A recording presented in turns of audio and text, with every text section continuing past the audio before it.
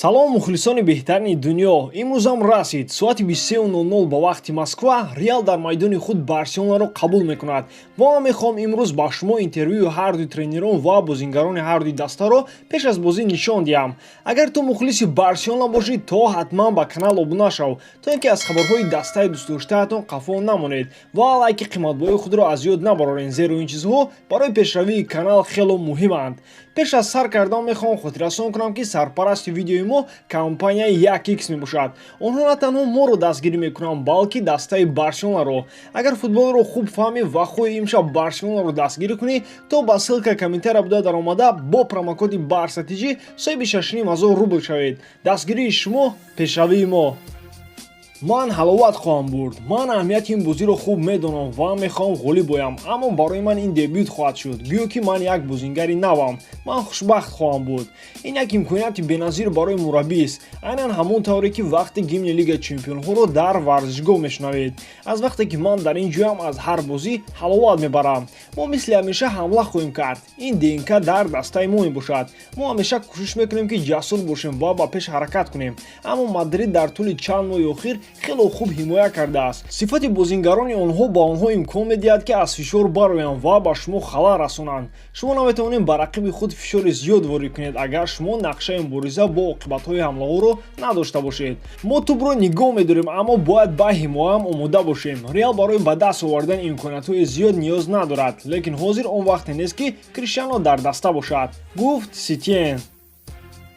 рӯзи якшанбе мо бозии аҷоиб хоҳем дошт. ҳоло мо бояд истироҳат кунем ва бозии хуб нишон диҳем. умедворам ки мухлисон барои дастгирии мо меоянд. мо тамоми қувватамонро дар майдон дода истодаем, аммо ҳоло мо дар як даври мушкилем ва мо бояд бо ҳар роҳе онро пасисар кунем.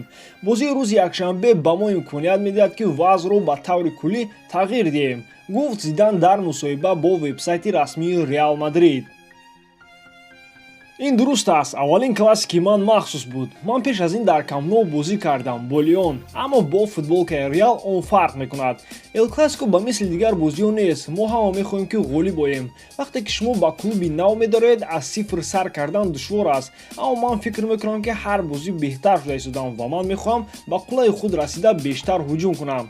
дар айни замон ман бештар ба ҳимоя диққат медиҳам. дар Лион ман камтар ҳимоя мекардам. ман бисёр дар ҳамла будам. акнун ман балансро меҷӯям. дар Реал Мадрид мехоҳам ҳама чизро ба даст орам, ҳама чизи имконпазирро ба даст орам, дар ҳама қувваҳо ғолиб оям. кӯшиш кунем ки шумораи бештари бозиҳоро ба даст орем ва то ҳадди имкон дар боло истем. ин чизест ки шумо бояд дар ин ҷо кор кунед, ҳатто вақте ки шумо дар тамринҳо аз ин чиз қафо мемонед. вақте ки шумо ғалаба мекунед, ҳамааш хуб мешавад. мо ният дорем ки ҳама вақт ғалаба кунем, ҳатто дар вақти омӯзишӣ. новобаста аз он ки шумо чӣ кор мекунед, ин хоҳиш зоҳир мешавад. вақте ки шумо дар майдон ҳастед ё ин ки шумо дар тамрин, шумо ҳамеша мехоҳед ғолиб шавед. фарқият байни футболи Фаронса ва Испания дар он аст ки сатҳи ин ҷо баландтар аст. мо дар тамринҳо кӯшиш ба харҷ медиҳем ва ба қуллаи худ мерасем ва онро дар ҳар бозӣ нишон медиҳем. ман фикр мекунам ки мо дар ин ҷо тезтар бозӣ мекунем. ҳаракат бештар ва давидан зиёдтар аст. ин фарқи калидӣ байни Ла Лига ва Лигаи 1 мебошад. дар ин ҷо шумо метавонед аз клуб дар поёни ҷадвал дастҳое ки дар Лигаи 1 мебошанд мағлуб шавед, гуфт Менди. ин бозии оддӣ нест, гарчанде ки 3 нуқтаи стандартӣ бозӣ карда мешавад, чун дар дигар бозиҳои дигар классико ин бозӣ мебошад ки ба дигарон монанд нест. муборизаи Барселона ҳамеша хурсандии бузург аст. илова бар ин одатан ба рӯҳияи даста таъсири мусбат мерасонад. ҳам мо ва ҳам Барса инро хуб медонем.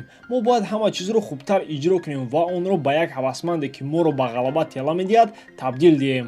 аз аввали ҳафта ҳама чиз фарқ мекунад. ин дар воситаҳои ахбори оммавӣ ҳаяҷонангезии зиёди ба вуҷуд меорад ва ин мусобиқаро барои лига ва бозингарон махсус месозад. ин ҳиссиётро баён кардан душвор аст. дастҳо танҳо ду хол доранд, бинобар ин бозӣ метавонад ҳалкунанда бошад, гарчанде ки ҳанӯз ҳам бозиҳои зиёде вуҷуд дорад ва ҳама чиз метавонад рух диҳад. барои мо ин ғалаба дар варзишгоҳи хонагӣ дар паҳлӯи мухлисона мо хело муҳим хоҳад буд.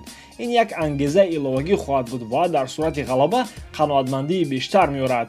мо бо мухлисон қавитарем. умедворам ки мо метавонем дар хона ғолиб оем ва дар ҷадвали холҳо ба ҷои якум бароем. Месси ман дар ҳақиқат ӯро эҳтиром мекунам. Ман фикр мекунам ки вай яке аз бузургтарин бозингарони таърих аст ва ман ба ӯ эҳтироми зиёд дорам.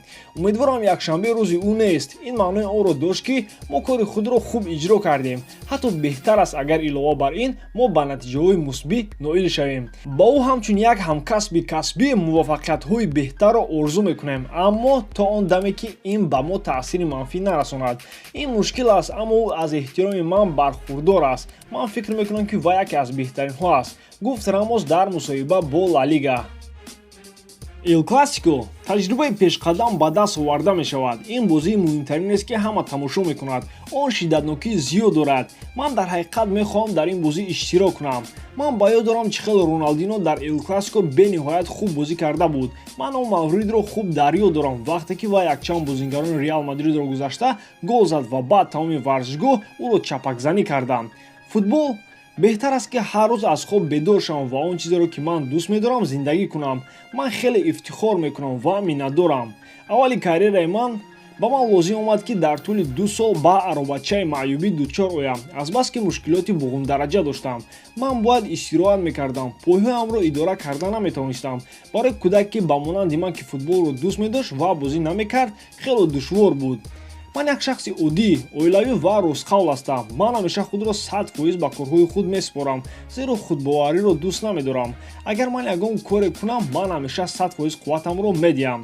худро дар оина ба футболкаи Барселона дидам бениҳоят аст. маро хуб дар ин ҷо пазироӣ кардам ва ман дар Барса оромиро ҳис мекунам, гуфт Брейтвейт. дӯстон, шумо чӣ фикр доред? Имшаб бозӣ бо ҳисоби чанду чанд тамом мешавад? Дар комментария прогнозҳои худро нависед.